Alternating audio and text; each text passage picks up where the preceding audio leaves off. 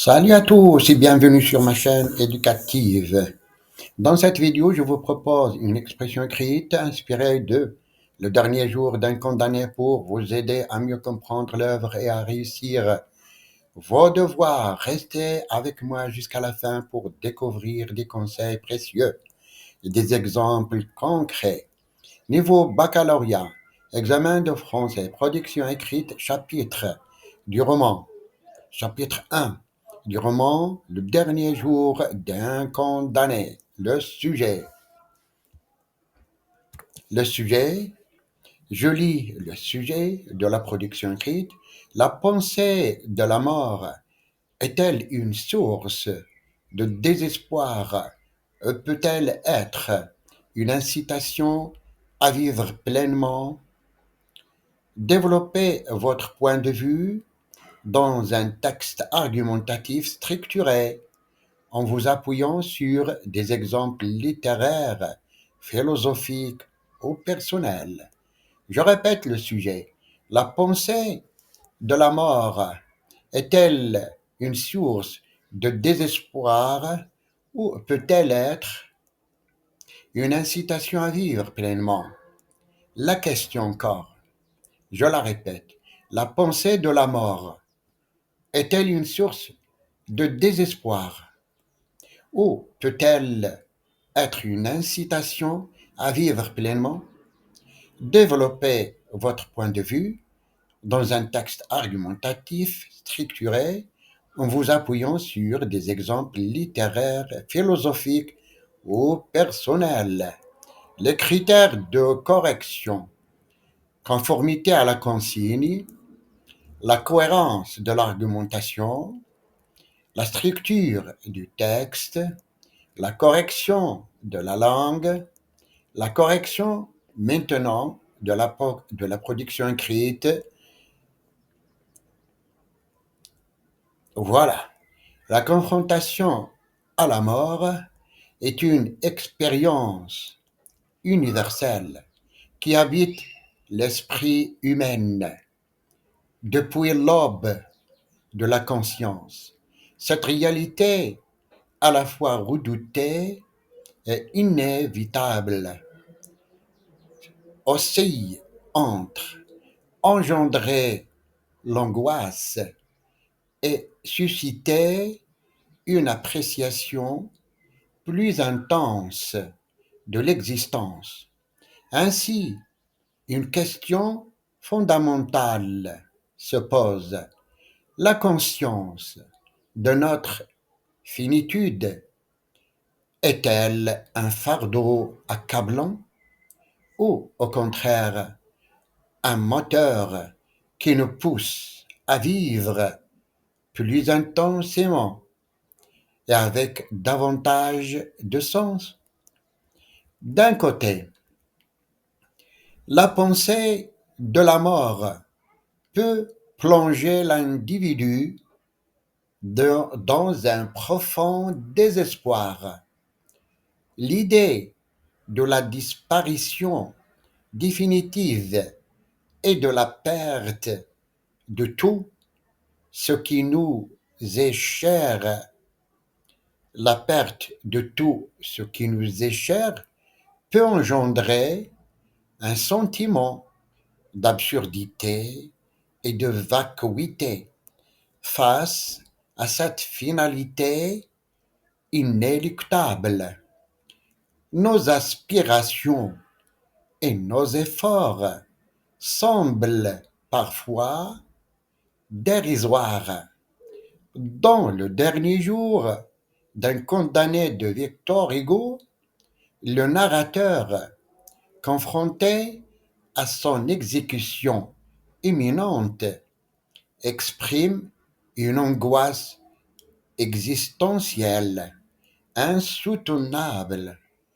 L'impossibilité d'échapper à son sort le plonge dans la terreur et la détresse, illustrant ainsi comment la conscience de la mort peut anéantir toute forme d'espérance et de sérénité.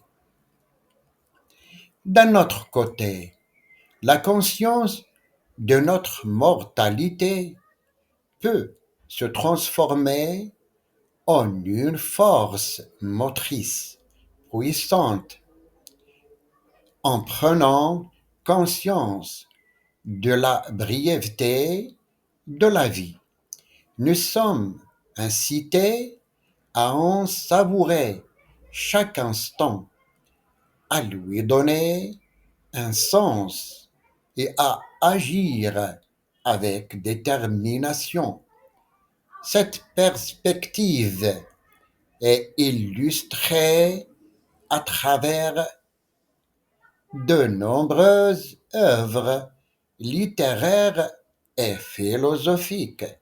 Par exemple, dans Antigone de Jean Anouilh, l'héroïne, bien que consciente de son sort tragique, défend ses convictions avec une ardeur et une détermination inébranlables.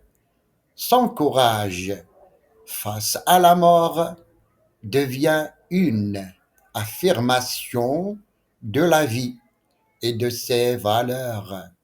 De même, la philosophie existentialiste, notamment à travers les écrits d'Albert Camus, suggère que la prise de conscience de l'absurdité de la condition humaine et de l'inévitabilité de la mort peut conduire à une révolte créatrice où l'individu choisit de vivre authentiquement et de forger son propre sens. En définitive, la pensée de la mort est une lame à double tranchant. Elle peut soit nous enfermer dans une détresse existentielle, soit nous inciter à embrasser la vie avec passion et lucidité. Tout dépend de la manière dont nous l'appréhendons. La considérer comme une fatalité paralysante ou comme un rappel à la nécessité de vivre pleinement. Ainsi, loin d'être un simple présage funeste, la conscience de notre finitude peut devenir une invitation à la réalisation de soi et à l'accomplissement de nos aspirations les plus profondes.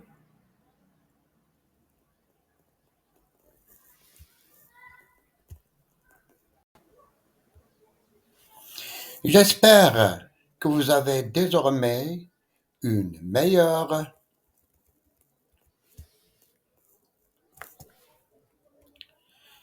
une meilleure compréhension de cette œuvre et des outils pour réussir vos examens. Si cette vidéo vous a aidé, n'hésitez pas à laisser un like et vous abonner et activer la cloche pour ne pas manquer des prochaines vidéos pour la littérature et l'analyse de textes. À très bientôt.